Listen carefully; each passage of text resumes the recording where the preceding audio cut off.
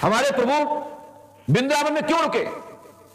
वृंदावन क्षेत्र में 84 वर्ष यात्रा में बांके बिहारी का क्यों आना हुआ? अयोध्या में राम जी क्यों आए? अनेक देवी देवता अंशों सहित जन्मे, कहीं पर भगवती जन्मी तो कहीं भगवती का अंश जन्मा, कहीं भगवती साक्षात प्राकृत हो गई। वो सब पंडोकर धाम में वास करते हैं और मेरी जिम्मेदारी बनती है कि अपने भगवान को ज्यादा से ज्यादा अच्छा से अच्छा इस तीर्थ में उनको निवास स्थान बनाऊं, जिससे प्रभु पंडोकर धाम में निरंतर वास करें, जैसे अयोध्या और वृंदावन में करते हैं या अन्य और तीर्थों में करते हैं, उसी तरीके से पंडोकर धाम में भी रहे।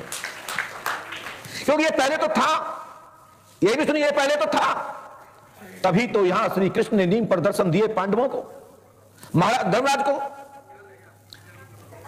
और उसके पहले कुछ तो था कि 20 योजन में महायज्ञ राजा मरुत ने इस पृथ्वी पर किया, पंडोकर धाम की भूमिका के लिए एक चिन्हित स्थान बनाया। ऐसे तो सूर्य स्थान दतिया जिले में उन्नाव बालाजी पर भद्रावती नगर प्रक्षेत्र के अंतर्गत में पचकुंडीय महायज्ञ हुआ। राजा मरुत के हजारों यज्ञ के व्याख्यान पुराणों में है, लेकिन राजा मरुत का एक भद्रावती नगर के प्रक्षेत्र में एक विशाल महायज्ञ हुआ, जिसमें पद्मावती को संतान की प्राप्ति हुई, सूर्य की स्थापना हुई और सूर्य यंत्र पंडोकर में रखा गया, एक उन्नाव बालाजी में रखा गया, एक मेहना बालाजी में रखा गया, एक सांगेश्वर में रखा गया और एक काशी में गया। और बताते हैं कि एक और था, वो नेपाल में पशुपतिनाथ जी के अंतर्गत रखा गया। ऐसा हमारे श्री गुर्जर ठाकुर हमीर सिंह जी, फाग सम्राट क्षेत्रीय विद्वान, उनके पुत्र राजन सिंह गुर्जर ने अपने भद्रावती नगर का इतिहास, उन्नाव बालाजी के इतिहास अपनी कैसेट के माध्यम से क्षेत्रीय कवि, जब क्षेत्रीय कवि ही तो अपनी क्षेत्र की महिमा का वर्णन करते हैं, जैसे हमारे बाबा गोस्वामी तुलसीदास जी महाराज ने श्री रामचरितमानस का, श्री राम जी महाराज का इतिहास, पूरी उनकी महिमा मंडन, घटनाक्रम और भक्ति मंत्र, देव जो मंत्र, सावर मंत्र आदि जो वर्णन किया है, विशेषकर सभी घटनाओं का जिक्र किया, लेकिन मूलतः चित्रकूट पर के आसपास की अधिकतम उसमें चर्चा है। तो इसका मतलब है कि क्षेत्र के ही कवि, क्षेत्र के ही विद्वान, क्षेत्र के ही आचार्य, क्षेत्र के अपने गुरु जिस जगह का होता है वहां के पास, उसके पास ज्यादा इतिहास होता है। हमारे बाबा गोस्वामी तुलसीदास जी महाराज ने भी यही दर्शाया। और वाल्मीकि जी महाराज त्रिकालदर्शी थे, उनने पूरे विश्वव्यापी श्री राम जी की महिमा का मंडन जन्म से पूर्व ही लिख दिया। मेरा कहने का मतलब यह समझिए, मुझे पता है यहां के विषय में, यहां के कवियों ने क्या क्या कहा, चाहे कवि हमारे दिनकर जी हो सोता वाले, चाहे हमीर सिंह गुर्जर जी ठाकुर साहब, राजन सिंह गुर्जर भैया हो ररुआ वाले, या हमारे यादव जी पंकज यादव, गोंदन के आसपास पड़वी कोई जगह है, उन्होंने यहां का इतिहास लिखा था। कई बार यहां करके यहां पर अपने कविता के माध्यम से, भजन के माध्यम से सुनाया। और पंडोकर धाम में 125 वर्ष के आयु के अंतर्गत, 105 वर्ष के आयु के अंतर्गत श्री घनसोले रायकवार जी, जो उनको आंसू कवि कहते थे, जब जब पांडवों के नाम पर विवाद उठा, जब मैंने यहां दरबार प्रारंभ किया तो घनसोले रायकवार जी खड़े होते थे, एक तरफा बोलते थे कि मेरे पिताजी कहते थे कि इस नीम पर दूध चढ़ाओ, यहां प्रार्थना करो, इस पर महाराज धर्मराज को भगवान श्री कृष्ण ने दर्शन दिया था। जब मेरा ही जन्म नहीं हुआ था, उसके बाद कई बार घनसोले रायकवार जी ने यहां की मीटिंग कर मौत लोगों को जवाब दिया था। अरे कई महापुरुष वृद्धजन आज भी कहते हैं और कहते चले आए हैं, ये खरा भूमि, खरी खेरा भूमि है, ये पांडवों की भूमि है, अहम अहंकार करने वाले इस भूमि पर कभी नहीं पनपते, जो निभके चलेगा उसका उत्थान होता है। ऐसा पंडोकर धाम की भूमि के लिए कहा गया है। और आज भी यहाँ के वृद्धों से पूछिए, कहते हैं ये पांडवों की खरी भूमि है। तो मुझे किसी को बताने की आवश्यकता नहीं है, मुझे प्रमाण देने की आवश्यकता नहीं है। ये पूर्व समय में तीर्थ ना होता तो यह तीर्थ का रूप ना लिया होता। एक अवशिष्ट रामायण के अंतर्गत अध्यात्म रामायण पढ़ सकते हैं कि इतने कल्प, इतना समय बीत जाने पर एक बार आदमी वही जन्म लेता है, वही तीर्थ बनता है, जो अध्यात्म रामायण में लिखा है कि अध्यात्म रामायण गजट करती है कि कोई भी तीर्थ हो, लुप्त हो जाने के बाद भी वही समय आ जाने पर पुनः वही भूमि पर पुनः तीर्थ स्थापित हो जाता है। तो नहीं, यदि जो कहते हैं कि ऐसा नहीं है तो नहीं है, तो नहीं है, लेकिन पंडोकर धाम का तीर्थ सन 2021 का तीर्थ तो है, ये तो मानना पड़ेगा, क्योंकि तीर्थ तो योग योग में बनते हैं। ये आपकी किताब, आपके पेपर का खंडन नहीं कर रहा हूं, मंडन कर रहा हूं, आपको गजट कर रहा हूं, मौका पड़े लिखना। हर तीर्थ योग योग में प्रकट होते हैं, जैसे कि वृंदावन द्वापर का तीर्थ है, अयोध्या त्रेता का है। ये दो देवता को दुनिया जानते हैं, भगवान श्री कृष्ण को जानते हैं और राम जी को जानते हैं। तो क्या उसके पहले देवता नहीं थे? इस पृथ्वी पे सनातन से देवताओं का आना जाना रहा है। इससे पहले भगवान स्वयं राम जी आते हैं, बड़े बड़े महर्षिगण आते हैं, भगवान सूर्य भगवान की आराधना करते हैं। यहां इस पृथ्वी के पहले देवता सूर्य भगवान है।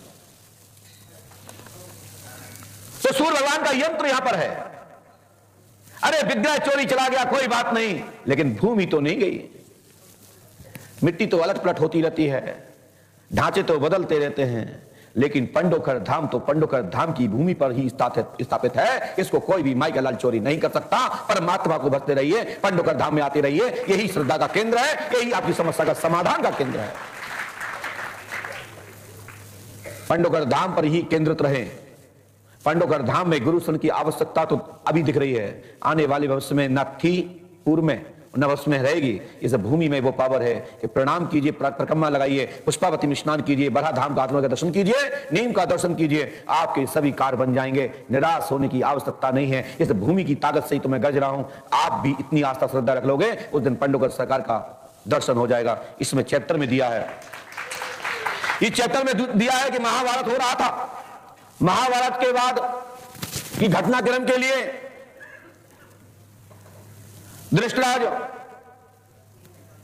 महाभारत में जाने के लिए तैयार थे। सब लोगों ने क्या किया, महाभारत में क्या करोगे जाकर के? बोले वहां तो युद्ध होगा, वहां तो एक दूसरे पे प्रहार होंगे, तुम क्या करोगे? तो बोले मैं सुन तो सकता हूं क्या हो रहा।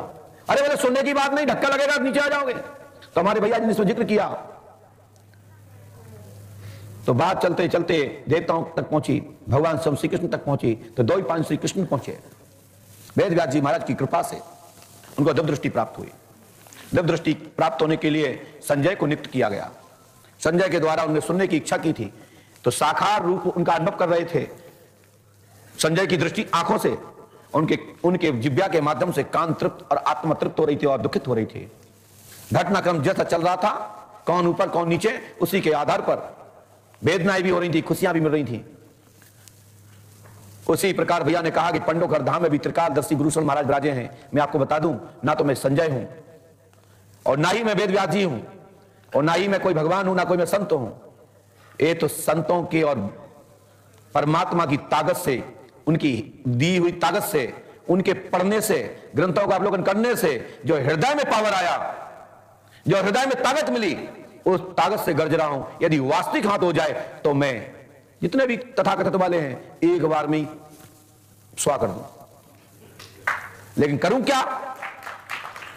एक बात यह भी सोचता हूं, हमारे भैया जी बोल रहे थे अपने भजन में कि सभी तीर्थ घूमे, सभी तीर्थों में गए, सभी ग्रंथ पढ़े, सभी कुछ देखा, लेकिन गुरु चरणों में सब कुछ है। इसमें सत्य है कि गुरु चरणों में सब कुछ होता है, लेकिन गुरु हो तब। तो दृष्टि जैसी है उसी के आधार पर सब प्राप्त होता है। पहले तो आपने बनाया गुरु किसको है, गुरु के लक्षण है कि नहीं। गुस्सा तो गुरु को भी आता है। मतंग ऋषि के विषय में सुना होगा। मतंग ऋषि के हजारों हजारों शिष्य हैं। उसके बाद भगवान स्वयं श्री कृष्ण पर भी उन्होंने जल ले लिया। मेरी बात समझे आप क्या कहना चाहता हूं? तो भगवान स्वयं श्री कृष्ण कहते हैं कि आप पहले जल तो रखो, आप करने क्या जा रहे हो? तो उन्होंने कहा मेरे ऊपर कोई भी शराप नहीं लगती है, सब शराब हमसे ही निकले, अपना शराब क्यों बर्बाद करना चाहते हो? इसलिए शिष्य हो, शिष्य की तरह रहो और आनंद करो, अनुभूति लो। गुरु का आशीर्वाद यही है कि ग्रंथ बिगर पढ़े आपके पास शब्द नहीं आ सकते, और डॉक्टर बनना है तो बिगर पढ़े डॉक्टर बन नहीं सकते।